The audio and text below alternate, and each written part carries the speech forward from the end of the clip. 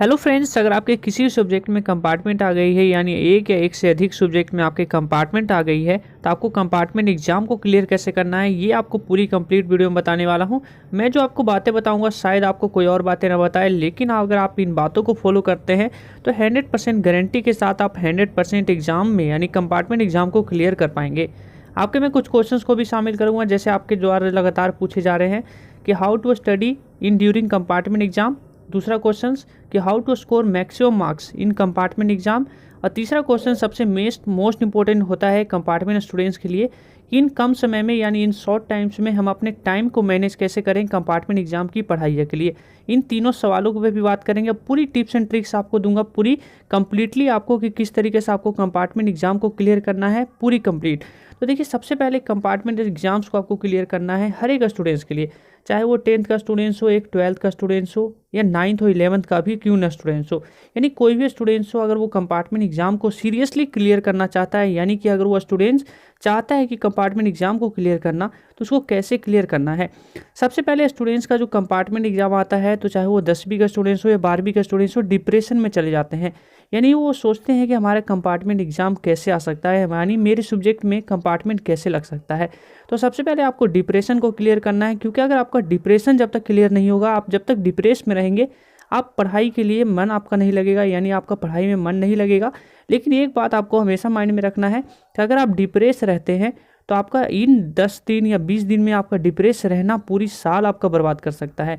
यानी एक ईयर को बचाना है तो सबसे पहले आपको ये है कि आपको डिप्रेशन फ्री होना है, यानी आपको डिप्रेशन को पूरी तरीके से माइंड से हटाना है। और दूसरी बात, आपको पॉजिटिविटी लाने के लिए आपके अंदर आपको ये माइंड में हमेशा रखना है कि आप एक लकी हैं, कि आपको एक चांस दिया गया है। यानी काफ़ी सारे ऐसे स्टूडेंट्स हैं जो बोर्ड एग्जाम्स में फेल हो जाते हैं, लेकिन आप एक लकी हैं उनमें से कि आपको एक चांस मिला है, यानी आपको कंपार्टमेंट मिला है, आपको मौका मिला है कि आप अपने आए कंपार्टमेंट सब्जेक्ट में मार्क्स को इम्प्रूव कर सकें। तो इन दोनों बातों को आप माइंड में रखिएगा। उसके बाद मैं आपको जो टिप्स एंड ट्रिक दूंगा, इससे आप अच्छी तरीके से फॉलो करेंगे तो आप डेफिनेटली कंपार्टमेंट एग्जाम, चाहे 10वीं का स्टूडेंट्स हो चाहे 12वीं का स्टूडेंट्स हो, कंपार्टमेंट एग्जाम को क्लियर करने के लिए सबसे ज़्यादा जरूरी होता है आपका फोकस एनसीईआरटी पे होना। एनसीईआरटी से ही मैक्सिमम क्वेश्चंस हैं जो आपके कंपार्टमेंट एग्जाम में आते हैं। तो फर्स्टली आपका फोकस होना चाहिए एनसीईआरटी पे। आप 10th के स्टूडेंट्स हो, 12th के स्टूडेंट्स हो, या किसी भी क्लास के स्टूडेंट हो, आपको एनसीईआरटी पे फुल्ली फोकस रखना है। कंपार्टमेंट एग्जाम को क्लियर करने के लिए सबसे ज़्यादा जरूरी होता है कि आप सैम्पल पेपर को ज़्यादा से ज़्यादा करें, और लास्ट ईयर पेपर को ज़्यादा से ज़्यादा, यानी कि लास्ट ईयर पेपर को तो करके ही जाएं। लास्ट ईयर के पेपर को मैं आपको जल्दी से जल्द आपको प्रोवाइड कराऊंगा, तो वीडियो को सब्सक्राइब करके बेल आइकन को प्रेस करके रखिएगा, ताकि मैं जैसे ही आपको वीडियो दूं, यानी लास्ट ईयर के पेपर जैसे ही अपलोड करूं, तो सबसे पहले आप तक नोटिफिकेशन चले जाए। तो ये मैंने लास्ट ईयर का आपका जो पेपर है ये कंपलसरी हर एक स्टूडेंट्स के लिए होगा, यानी कि हर एक स्टूडेंट्स का किसी भी सब्जेक्ट के, यानी कि अगर आपका साइंस में है, मैथ में है, फिजिक्स, केमिस्ट्री जैसे कोई सा भी सब्जेक्ट में है, तो आपको सैम्पल पेपर लास्ट ईयर और एनसीईआरटी, इन दोनों बातों को, यानी इन दोनों बुक्स पे आपको 100% फोकस रखना है। और सबसे ज़्यादा जरूरी होता है टाइम टेबल को मैनेज करना।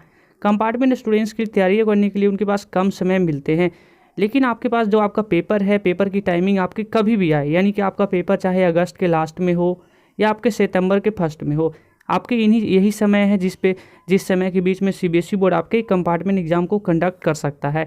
तो ऐसे में आपके पास टाइम काफ़ी कम समय है, यानी कि अगर हम अगस्त को लास्ट ले के चलते हैं तो आपका 30 से 40 डेज है आपके पास समय, आपके पास तैयारी करने के लिए।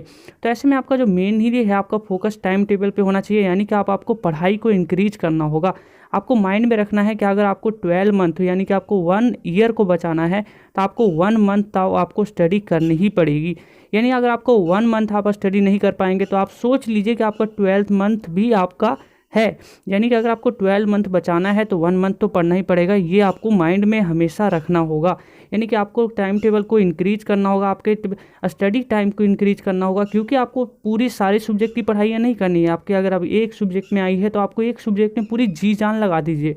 अगर 2 में है तो 2 में लगा दीजिए। 5 से 6 घंटे, 7 से 8 घंटे, ये जो आपका टाइम टेबल है इसको इंक्रीज करेंगे तो आप केवल पास नहीं होंगे, आप अपने मार्क्स को इंक्रीज करके परसेंट, यानी 90, 95, 97% तक आप अपने मार्क्स को इंक्रीज कर सकते हैं। यानी आप आपके कंपार्टमेंट या सब्जेक्ट में आप इतने मार्क्स तक पा सकते हैं। आपने वीडियो को लास्ट देखा है तो इसके लिए थैंक यू। और आपके आगे कोई भी टॉपिक है तो आप नीचे मुझे कमेंट कर सकिएगा, आपके लिए एडवांटेज दे रहा हूँ मैं। कोई टॉपिक हो तो नीचे कमेंट करिएगा, मैं आपके कमेंट को जल्द से जल्द रिप्लाई दूंगा।